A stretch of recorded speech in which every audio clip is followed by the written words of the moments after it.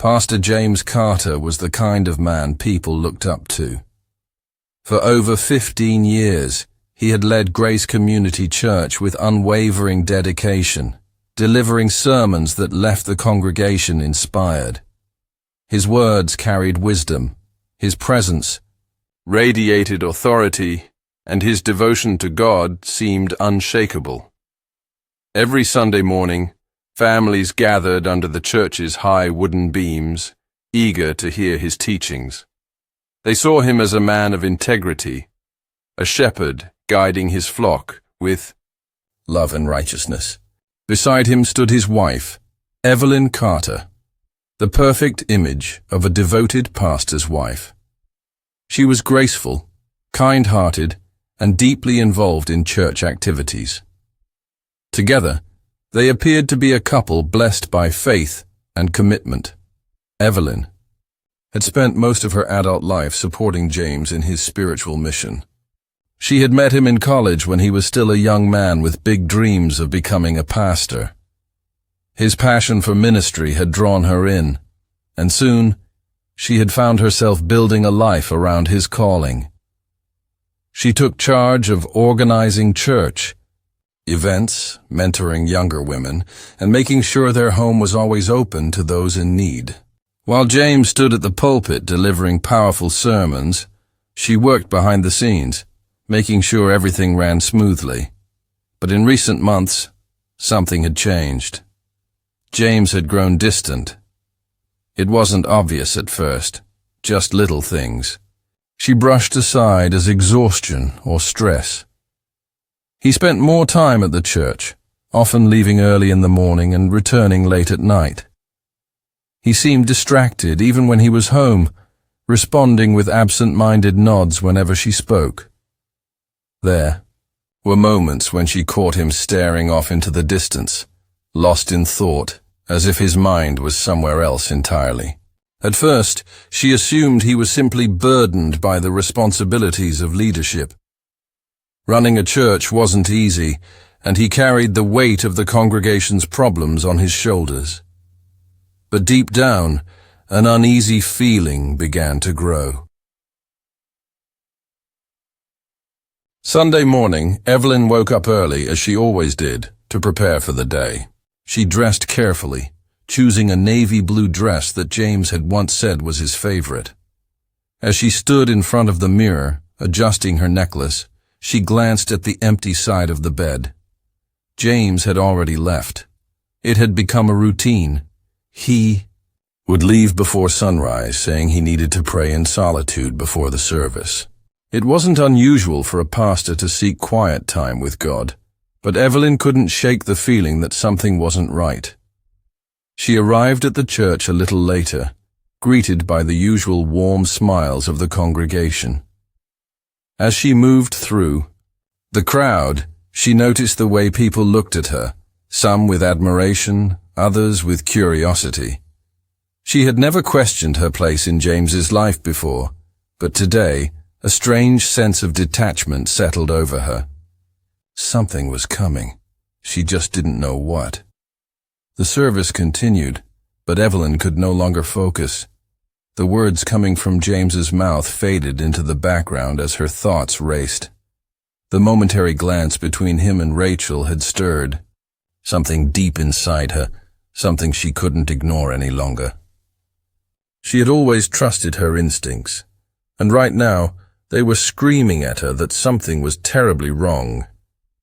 She forced herself to remain still, to keep her expression neutral, but her mind was working frantically to piece together every strange moment she had ignored in the past few months. The late nights, the sudden increase in meetings, the distant looks, the hushed phone calls. Things she had once dismissed as work-related stress now felt like signs of something far more personal. And Rachel. Why had she never noticed before how much time Rachel spent around James? She was always at the church, always offering to help, always finding a reason to stay behind. Evelyn had thought nothing of it before, but now, a sickening feeling settled in her stomach. As the sermon ended, the congregation stood for the final prayer. Evelyn bowed her head, but her thoughts remained restless. When the service concluded, people began moving toward the church hall for coffee and refreshments, exchanging greetings and pleasantries as they went. Evelyn took her time, watching James as he stepped down from the pulpit. He was immediately surrounded by church members, shaking hands and offering smiles. His face was warm and inviting, but now Evelyn saw something else, a mask. She turned her attention to Rachel, who stood near the back of the sanctuary, speaking with another woman. There was tension in the way she held herself, as if she was nervous or distracted. Every few moments, her gaze flickered toward James, but she quickly looked away, as if afraid of being caught. Evelyn inhaled sharply. It was subtle, almost imperceptible, but she saw it. The way Rachel's hands trembled slightly, the way James avoided looking in her direction too often, it was all there, hidden in plain sight. Determined to keep her composure, Evelyn made her way to the church hall. She greeted the usual group of women who often gathered to discuss upcoming events and charity work. But as she stood there, nodding along to the conversation, she couldn't shake the awareness prickling at her skin.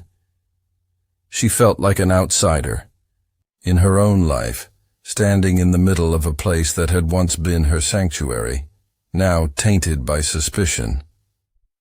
Then, out of the corner of her eye, she noticed James slipping away. He moved quickly through the crowd, offering polite nods as he walked toward his office. Less than a minute later, Rachel followed, her pace cautious, her movements deliberate. Evelyn felt her heartbeat hammer in her chest. This was it. The confirmation she had been dreading. Every doubt, every unease, every ignored instinct had led to this moment. Without hesitation, she turned on her heel and followed them, determined to uncover the truth once and for all. Evelyn moved through the hall with careful, measured steps, her pulse racing beneath her composed exterior. The church was filled with the usual chatter of congregants, but she barely heard any of it. Her focus remained on James and Rachel, who had disappeared down the hallway leading to the pastor's office. She knew she had to be cautious. If she acted too impulsively, she risked being noticed. If she hesitated, she might lose her chance to finally see the truth for herself. She reached the hallway, her breath shallow as she stepped into the quieter space. The noise of the congregation faded behind her, replaced by the steady thudding of her own heartbeat. Ahead, James's office door was slightly ajar.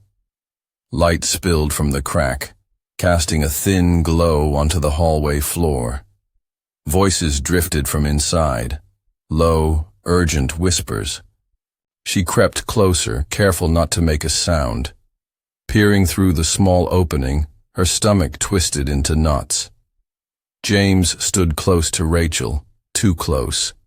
His head was tilted downward, his expression serious, but there was something else in his eyes, something Evelyn had not seen directed at her in a long time. Rachel's hands clutched his forearm, her fingers pressing into the fabric of his sleeve. Their body language told a story far more damning than any words could. Evelyn's breath caught in her throat. She wanted to burst in, to demand answers, but she forced herself to stay still. If she interrupted now, they would deny everything. They would make excuses, twist the truth, and she would be left feeling like the paranoid wife who imagined things that weren't there. No, she needed proof, undeniable, irrefutable proof. Rachel spoke first, her voice barely above a whisper. Though Evelyn couldn't make out every word, she caught enough. Words like risk, careful, and someone might suspect. sent chills down her spine. James responded just as quietly, his tone firm but not rejecting. It was the way he spoke, the sigh, familiarity, the concern that confirmed everything. This wasn't a misunderstanding. This wasn't an innocent conversation. Her fingers curled into fists as she forced herself to step back, retreating before she could be seen. The walls of the church, once a place of safety and devotion, now felt suffocating. The truth was out, in the open, and yet she was the only one who saw it.